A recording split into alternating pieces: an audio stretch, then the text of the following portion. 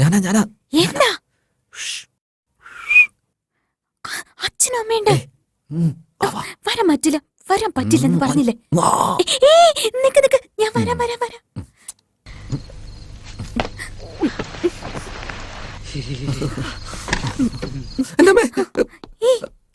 അവരൊക്കെ എഴുന്നേക്കും. എന്താ എന്നാ അപ്പുറത്തിരിക്ക. എവിടെ?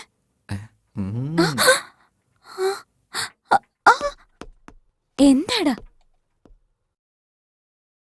Deepu, happy birthday to U.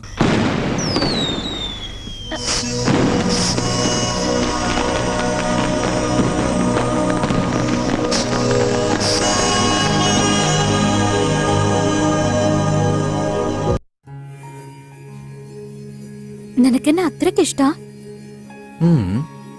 എത്ര ഇഷ്ടാ? ഇത്ര. അത്രേ ഉള്ളോ? നമ്മുടെ ഹൃദയത്തിനെ ആകെ ഇത്ര സൈസേ ഉള്ളൂ. ഒരു പക്ഷെ ഞാൻ മരിച്ചുപോയാ നീ എന്ത് ചെയ്യും? കരയും. പിന്നെ അത് കഴിഞ്ഞ് വെറുതെ ഇരിക്കും.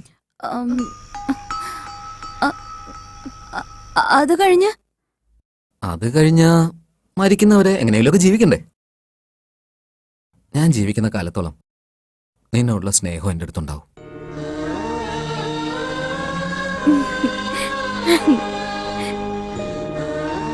ഇതെല്ലാം നിനക്ക് ആരാ പറഞ്ഞു തരുന്നത്? നീ. ഞാനോ? നിന്റെ സ്നേഹം. അല്ല, ഞാൻ മരിച്ചുപോയ നീ എന്ത് ചെയ്യും? എന്നെ കൊണ്ട് നിന്നെ പോലെ ജീവിക്കാനൊന്നും പറ്റില്ല. നീ മരിച്ചു കഴിഞ്ഞാ ഞാനും നിന്റെ കൂടെ വരും.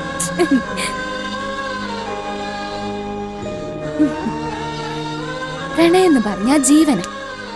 ആ ജീവൻ തന്നെ പോയി കഴിഞ്ഞാ അങ്ങനൊന്നും പറയണ്ട. എന്റെ കുഞ്ഞിലെ തന്നെ എന്റെ അമ്മ എന്നെ വിട്ടു പോയതാ. തനിക്കറിയോ, എനിക്ക് എന്റെ അമ്മയെ കാണുന്ന പോലെ തന്നെ കാണുമ്പോ ഞാൻ അത്രയ്ക്ക് സ്നേഹിക്കുന്നുണ്ട് തന്നെ. എപ്പോഴും നിന്നെ ആദ്യം കാണുന്ന പോലെ എനിക്ക് എന്റെ ചെവിയിൽ പൂ വയ്ക്കുന്നതൊക്കെ ആലോചിക്കും ഞാൻ. ഇത്ര മനോഹരമായൊരു ദിവസം എന്റെ ജീവിതത്തിൽ എപ്പോഴെങ്കിലും ഉണ്ടാവും എനിക്ക് വല്ലാത്ത സംശയമായിരുന്നു. ഈ നാട്, നീ, നിന്റെ അച്ഛൻ, അമ്മ, ഈ നാട്ടുകാര്, വാവ്, സ്വർഗത്തിലിരിക്കുന്ന പോലെ എനിക്ക് തോന്നുന്നത്. ദൈവത്തിന് എത്ര നന്ദി പറഞ്ഞാലും മതിയാവില്ല. എനിക്ക് നിന്റെ മടിയിൽ തലവച്ച് കിടക്കണമെന്ന് തോന്നുന്നുണ്ട്.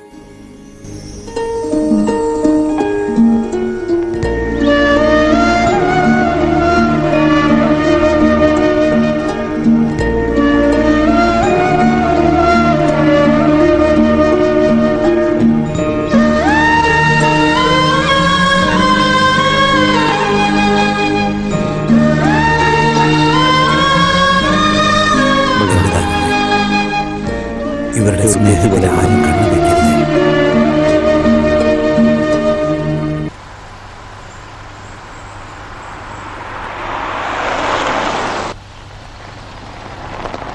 ഇപ്പൊ ഉള്ളതിൽ വെച്ച് ലോകത്ത് ഏറ്റവും സന്തോഷവാനായിരിക്കുന്ന മോൻ ആരാണെന്ന് ചോദിച്ചാ അത് സാറിന്റെ മോനാ.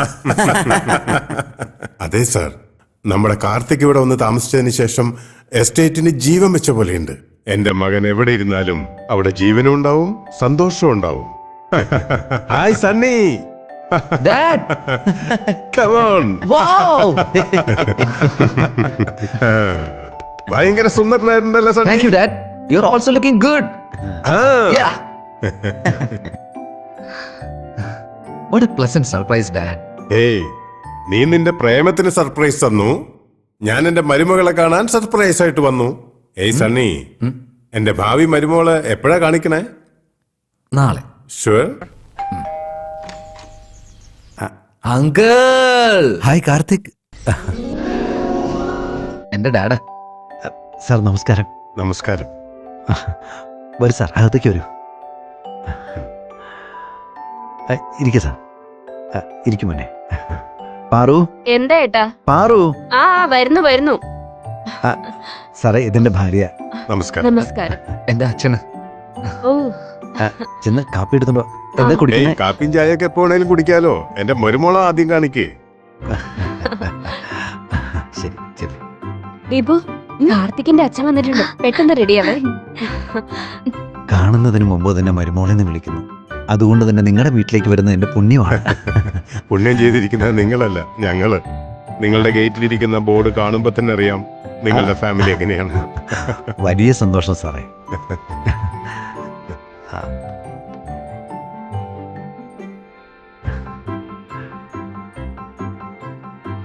ഏയ് എനിക്ക്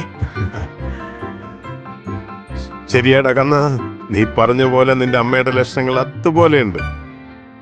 നീ വളരെ ഗ്രേറ്റ് ആണ് മോളെ. എന്താന്ന് വെച്ചാ അടങ്ങാത്ത കുതിരയെ ഇതുപോലെ കെട്ടി പിടിച്ചു നിർത്തിയില്ലേ. യു ആർ ഫാന്റാസ്റ്റിക് മോളെ.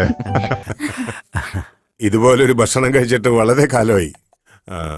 നിങ്ങൾ ജനിച്ചത് വളർന്നതൊക്കെ ഇവിടെ തന്നെയാണോ? അല്ല സാർ, ഇവിടെയല്ല, കോയമ്പത്തൂരിനടുത്ത് പൊള്ളാച്ചിയിലാ. കോയമ്പത്തൂരിന്റെ അടുത്തുള്ള പൊള്ളാച്ചിയാ? അതെ സാർ. അവിടെ നിങ്ങള് ആരുടെ മോനാ? പട്ടേൽ ചന്ദ്രപ്പായുടെ മകനാണ്. നിങ്ങൾ പട്ടേൽ ചന്ദ്രപ്പന്റെ മകനോ?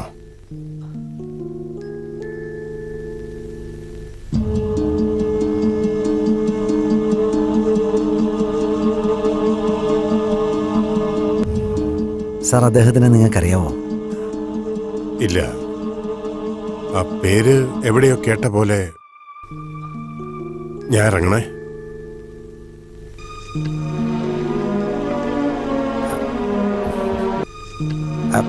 ഏട്ടാ ഇത് സാർ, ഏ ഇന്നാ ഇന്നാ. താങ്ക്സ്. താങ്ക്സ്. നമുക്ക് നാളെ നേരിൽ കണ്ട് കല്യാണത്തിന്റെ കാര്യങ്ങൾ ശരി. സംസാരിക്കാം. ഉം, പോയിട്ട് വരാം. ശരി അരി പോയിട്ട് വരാം. ശരി മോനെ.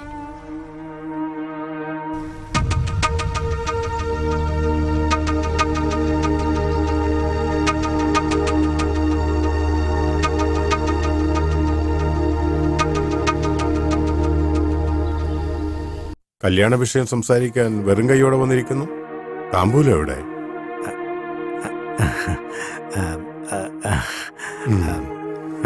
സാരമില്ല, വാക്കിനാണ് പ്രാധാന്യം, താമ്പൂലത്തിനല്ല. നിങ്ങളുടെ വീടിന്റെ ഗേറ്റിന് മുമ്പിൽ ഒരു ബോർഡ് വെച്ചിട്ടുണ്ടല്ലോ, എന്താ അത്?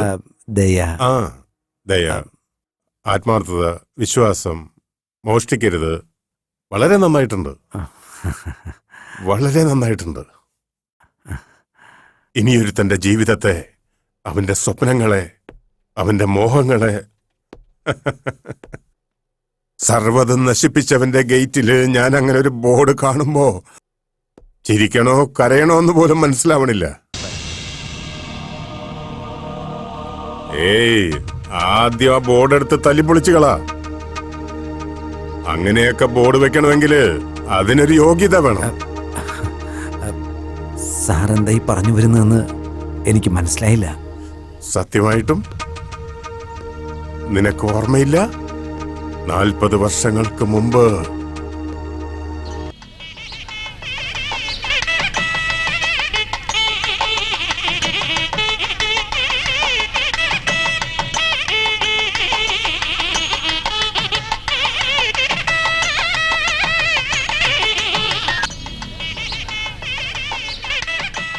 രാമനാഥ, നിങ്ങൾ വന്നതിൽ വളരെ സന്തോഷം. ചേച്ചി, ആ പെണ്ണിന്റെ കൂടെ ഇരിക്കുന്ന പയ്യനേതാ? ഏയ് അതവന്റെ അനിയനാ. ഏയ് അനിയനല്ലടി, മോനാ. അങ്ങനെയാണോ? എന്തൊക്കെയാ ചേച്ചി പറയുന്നേ? അവൾ അച്ഛനും അമ്മയും ഇല്ലാതെ ഈ നാട്ടിലേക്ക് വന്നപ്പോ ഈ കൊച്ചും കൂടെ ഉണ്ടായിരുന്നു. ആ അതാ സത്യം. ആ ഇരിക്കുന്നവൻ അറിയാവോ? അവനാ അവളെ സഹായിക്കുന്നു എന്ന് പറഞ്ഞിട്ട് വെച്ചോണ്ടിരുന്നത്. അങ്ങനെയാണോ? ഇതൊന്നും നിങ്ങൾക്ക് അറിയത്തില്ലേ? ശരിക്കും നോക്കടാ, ഈ പട്ടേൽ എന്ന് പറഞ്ഞ എത്രയോ വലിയ മുതലാളിയാ. എന്നിട്ട് ഇങ്ങനത്തെ ഒരു ചെറുക്കനെയാണല്ലോ കിട്ടിയത്. പട്ടേല് മുതലാളിക്ക് എന്ത് മന്ത്രം കൊടുത്താണോ സാധിച്ചു വെച്ചതൊക്കെ. അങ്ങോട്ട് നോക്കടാ, പരിപാടിയൊക്കെ കഴിഞ്ഞിട്ട് എത്ര സമാധാനമായിട്ട് ഇരിക്കുന്നത് കണ്ടില്ലേ? നാട്ടിലെ ന്യായം സംസാരിക്കുന്ന പട്ടേല് മുതലാളി എന്താലോചിച്ചിട്ടാണ് ഈ കല്യാണം നടത്തി വെച്ചതാവും. ഇതൊക്കെ വലിയ വീട്ടിലെ കാര്യല്ലേ, നമ്മൾ എന്തിനാ ഇതിലൊക്കെ ഇടപെടുന്നത്? അവർക്കും എന്തെങ്കിലും പോരായ്മകൾ കാണും. ആ പയ്യന് ശരീരത്ത് എന്തോ ഒരു അസുഖമുണ്ട്, അതുകൊണ്ടാ ഈ പെണ്ണിനെ ഭാര്യയാക്കിയേക്കുന്നത്. എന്നും പറഞ്ഞ് ഈ പെണ്ണിനെ ഭാര്യയാക്കാൻ പാടുണ്ടോ? ഇവർക്ക് എന്തോ ശകുനം പിടിച്ച സമയം. എന്നാൽ ഈ പെണ്ണിനെ പോയിട്ട്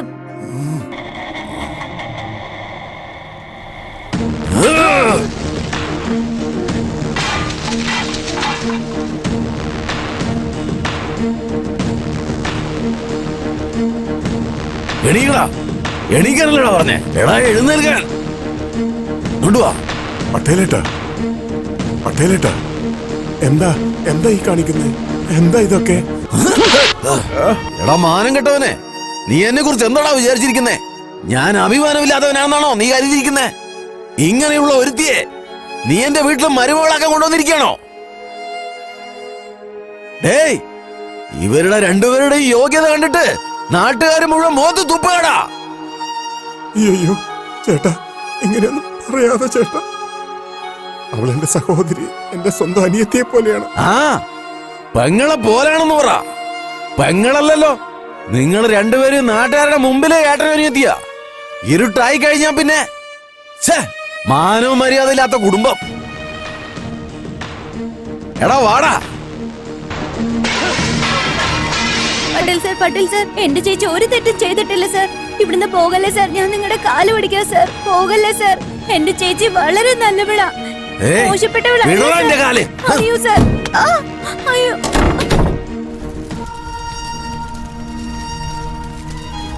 ചേച്ചി, ചേച്ചി, ചേച്ചി, ചേച്ചി. നാട്ടുകാരുടെ വർത്താനം കേട്ടിട്ട് സീതയെ പോലിരുന്ന എന്റെ സഹോദരിയെ നാട്ടുകാരുടെ മുമ്പിൽ അപമാനപ്പെടുത്തി തീ കൊളുത്തി ആത്മഹത്യ ചെയ്യിച്ച പരമ്പരയാണ് നിന്റെയൊക്കെ. ഞങ്ങളുടെ ജീവിതത്തെ മുഴുവൻ നശിപ്പിച്ച നിന്റെ കുടുംബത്തെയൊക്കെ മുഴുവൻ നശിപ്പിക്കുന്നതിന് തീ വെച്ച് ജയിച്ചെന്ന് വിചാരിച്ചതാണ് ഞാൻ. എന്നാ നിന്നെ കണ്ടപ്പോഴാണ് എനിക്ക് മനസ്സിലായത് ഞാൻ തോറ്റ പോലെയായെന്ന്. നാണക്കേടായി എനിക്ക്. ഇനി ഒരു കാരണവശാലും ഞാൻ തോൽക്കില്ല. എന്റെ തോൽവി ഞാൻ ഒരിക്കലും സമ്മതിക്കില്ല. അന്ന് എന്റെ വീട്ടിൽ തീ കൊളുത്തി മരിക്കാൻ ഇടവരുത്തിയവന്റെ വീട്ടിൽ നിന്ന് എന്റെ വീട്ടിൽ വിളക്ക് വെക്കാൻ വേണ്ടിയിട്ട് മരുമകൾ വരാൻ പോണു. അവളുടെ അപ്പൻ എന്റെ ബന്ധുക്കാരൻ. നിന്നെ പോലുള്ളവരുടെ വീട്ടിൽ നിന്ന് എന്റെ വീട്ടിലേക്ക് മരുമകൾ വരാൻ ഞാൻ സമ്മതിക്കില്ല. അത് ഈ ജന്മത്തിൽ ഒരിക്കലും നടക്കില്ല. സാർ സാർ സാർ, അങ്ങനെയൊന്നും പറയില്ല സാറേ, അങ്ങനെയൊന്നും പറയരുത്. അന്ന് നടന്ന സംഭവത്തിൽ എന്നെ ഞാൻ മനസ്സുകൊണ്ട് മാപ്പ് പറഞ്ഞതാ സാർ. സാർ സാർ, ഇതിനകത്ത് ഞാൻ എന്ത് തെറ്റാ ചെയ്തത്? സാർ, നമ്മുടെ മക്കൾ എന്ത് തെറ്റാ ചെയ്തത്? എന്നോ നടന്ന ഒരു സംഭവത്തെക്കുറിച്ച് ഓർത്ത് അതിന്റെ പക നമ്മുടെ മക്കളുടെ നേരത്ത് ഒരിക്കലും കാണിക്കരുത് സാർ. അവര് രണ്ടുപേരും മനസ്സുകൊണ്ട് ഒരുപാട് ഇഷ്ടപ്പെട്ടവരാ. ദയവ് ചെയ്ത് അവരെ വേർപിരിക്കരുത് സാർ. ഉണ്ടായിരിക്കടാ, ബ്ലഡി സെന്റിമെന്റൽ ഫൂൾ. നിനക്ക് നിന്റെ സ്നേഹമാണ് പ്രധാനമെങ്കിൽ എനിക്ക് എന്റെ മനസ്സിന്റെ വേദനയാണ് പ്രധാനം. എന്റെ മകൻ നിന്റെ മോളുടെ മുഖത്ത് അവന്റെ അമ്മയെ കണ്ടുവന്ന ഒറ്റ കാരണം കൊണ്ടാണ് ഞാൻ നിന്റെ വീടിന്റെ അകത്ത് വന്നത്.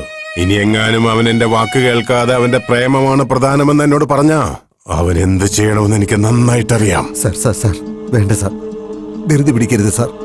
സാർ സാർ സാർ, ഞാനിപ്പോ ഇതിനെന്ത് പ്രായശ്ചിത്തമാണ് സാർ ഞാൻ ചെയ്യുന്നത്? സാർ, നമ്മുടെ മക്കള് നന്നായിരിക്കണ്ടേ? അല്ല, നിന്റെ മോള് നന്നായിരിക്കണ്ടേ? നിന്റെ മോൾ എന്റെ വീടിന്റെ അകത്ത് കാല് കുത്തണമെന്ന് ആഗ്രഹമുണ്ടെങ്കിൽ നീ നിന്റെ ഭാര്യയും അവളെ മറന്നകളെ. മരിക്കണവരെ അവളെ കാണാൻ പാടില്ല. ഞാൻ പറയണത് മാത്രം കേട്ടോ. ഈ കണ്ടീഷൻ സമ്മതിച്ച ഈ കല്യാണം നടക്കും.